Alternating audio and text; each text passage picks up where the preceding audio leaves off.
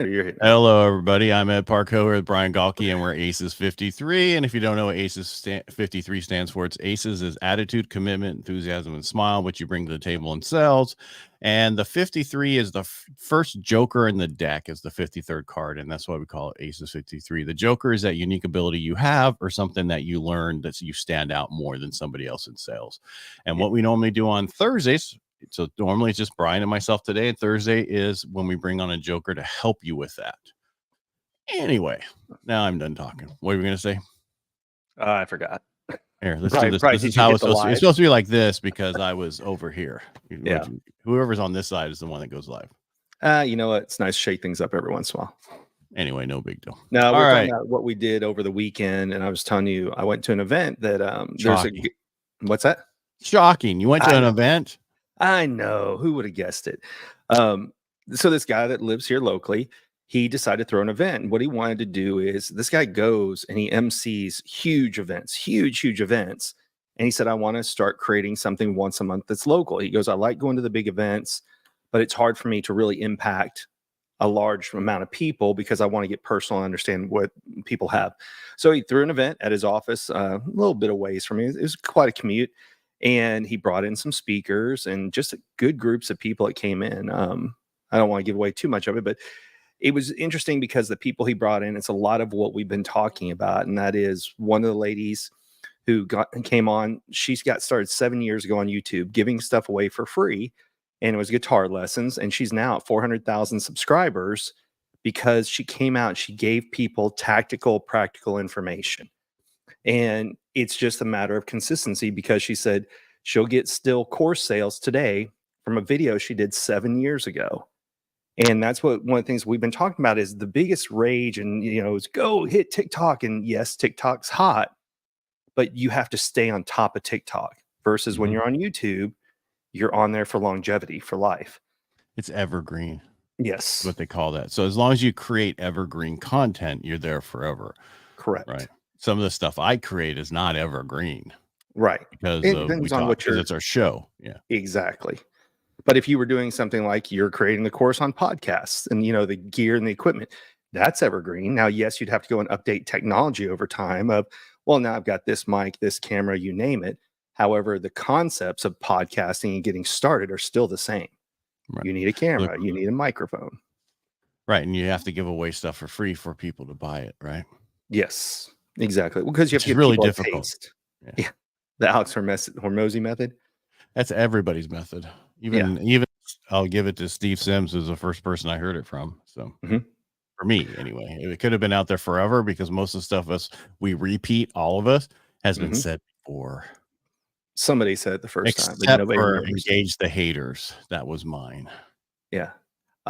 One of his other guests that was pretty fascinating was that he had a guy who does creative financing to buy properties, owner financing, things of that nature. But what he did is he started putting out videos of doing it. And now he gets his leads through social media of people who are upside down. They're about to lose their house, about to get foreclosed on. And they reach out to him and they do the owner financing. He catches them up and things, but he gets deals because he's active on social media. And he talked about finding business partners. Can I back up a second? Sure. Explain that real quick. So in California, you can't do that. It's illegal. Owner financing, private money. You can't do private money on your primary residence. Really? In Texas? I mean, in California, you can't? It's supposed to be that way throughout the United States. Interesting. They passed a law in 2006 because so years ago, there was a lot of private money for primary residence. We're like, oh, it fell out. We can do it with 20% down. Come over. We'll do the private money. Well, then they changed the law. Obama changed the law. It says no primary money on primary residence. Interesting. Yeah. So I don't know. I'm not going to. So this is all goes to the hacks that people do that have in the past have been illegal, but they think they're all new and they're going to. So I'm not going to get involved, but I'm just telling that, I know for a fact I can't do private money on people's houses, primary residence. So I went to a seminar a couple of years ago, and so this may have been before it changed, where if you knew somebody would go and see who's behind on their payments, then they go in and negotiate with the person who's living there of you stay in the house, I'll take over, I'll catch you up on your loan. Then we do a private equity deal, or not private equity. What was it? Like they would sign it over. I just took a 1 day class on it. I didn't dive into it deep. So Well, is that what you're saying? You can or yeah, can't do? well, I'm saying is, hey, I'm paying off your current loan and putting private money on can't be done. Now they can do a second to get them Mhm. caught up, and then the second is what they pay back. You follow Got me? it. And then Yeah. because there's these programs right now where they go, don't take out a HELOC because you got to make a payment. Go do this equity share thing, which basically we give you 50,000, and from now going forward, we split the equity. Yeah. So Okay. you pay us off in 10 years from now. And you can't pay us off for 10 years. So you got to be careful with some of these programs, really read into. I'm not saying that's a bad one. Just make Right. there's You're just telling everybody to do their research, make sure what they're doing exactly. is legal. Yeah. Yeah. Because I Um, don't want to be on a program where we say it and then next thing I know, I'm getting a knock on my door from the Department of yeah, Real Estate. exactly. All right. So we'll just go high level. The point was the guy used social media as a business card. So Mhm. rather than marketing, knocking doors, things of that nature, to the point that because he put out videos of what he was doing and showing his success, people found that and then were reaching out to him directly saying, hey, I may have this, or I may know of this property that's coming up for sale, or I may know these things. And so when he started, he bought his first property at like 19. And now at 23, he's got 28 doors that bring him 17,000 a month in doing it. And it was interesting because his whole thing wasn't how he did it, but how he used social media. And it's all the things we've been talking about: consistency in posting, putting out things that are of interest. So not making about what he makes a month, but how he goes through the process, showing people behind the scenes, videos of things, deals that haven't worked out, you name it. So it was just interesting the way that one came up. And then there was another speaker that I'd met on Clubhouse 4 years ago, but I've never met the person in real life. So we've traded DMs, like each other's posts, follow each other. And that guy's name was Tony Watley. And he had a really interesting story about wanting to hide and be behind the scenes because he has a skin condition called vitiligo, which is the white blotches, that you see. Mhm. So he got really good at doing things behind the scenes. But what he realized is that by hiding himself, he was hurting other people. And he had a really interesting life in that at 100, he races high-end sports cars, and he hit a wall going 130. And that changed his life because he asked himself two questions. One, what if he had died? So obviously you contemplate, oh shit. And then number two was, if he died, how would he be remembered? And he didn't like the way that he'd be remembered. And so that kind of set him off on a whole new journey.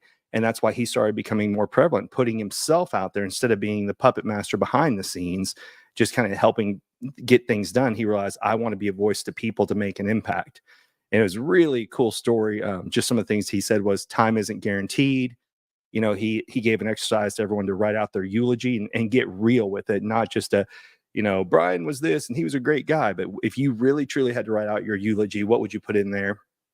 He talked about, the imposter syndrome.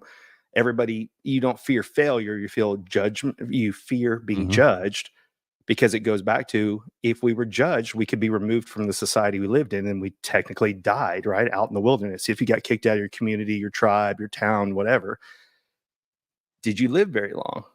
And like the one thing that I really liked on the way out, he said is, when you really believe in what you're doing, it's your duty to get in front of the people in need. You need to protect them from the dishonest people who are out there. They'll take advantage of them. And that you're really doing everyone else a disservice by holding yourself back. So it was good. Totally agree. I mean, and that's what people who run into issues like, we know a lot of people aren't in what we do in other Mhm. industries who, when they first get out, they're having problems, right, with like Yep. income. And so next thing you know, they're behind on stuff. And then they're like, what do I do?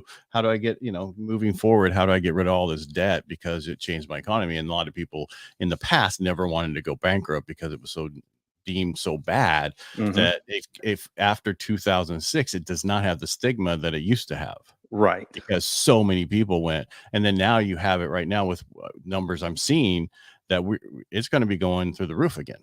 So, Mhm. yeah. So what I'm getting at is that's dying in that area. Yes. And because of what but it wasn't you. And that's the fear that people run into, whatever that is, it changes your situation. And that's, you have to be okay with just focus on yourself to make yourself feel better. Who cares about what other people think? Right. Which is very difficult for even you and I to deal with. Yeah. Even though we act like we don't care, we don't automatically, we care to a certain Right. point. We prefer that you hate us. Yeah. Hey, I hate to cut this one short. I got to take this call. You want Everything me? right? Yeah. It's from my kid's doctor. So let me take this and I'll call you back, or I'll come back on. You want to stay on? What am I supposed to? How long are you going to be? Yeah. I don't know. So let me take Why don't we this. just call it a day and what- tell everybody on Thursday we'll be back on Thursday. We're going to have a Joker on Thursday, and that's all we wanted to get into today. All right. Let's do that. All right. Go ahead, Brian. Go. I'll See take ya. us out. All right. Thanks. Bye. All right. Brian had to go. It's kind of a short one today, and I'm going to go also because basically we were here just to talk about our Thursday. We're going to have an amazing Joker on Thursday. You want to be part of it, so please, be here for Thursday at 10 a.m. Pacific, 12 p.m. Central, and we appreciate you guys being here as much as you do. Brian just kind of want to quickly go over what he did last weekend. Myself, I was at the cabin, so I didn't do much. All right, make it a great day, and thanks for being here.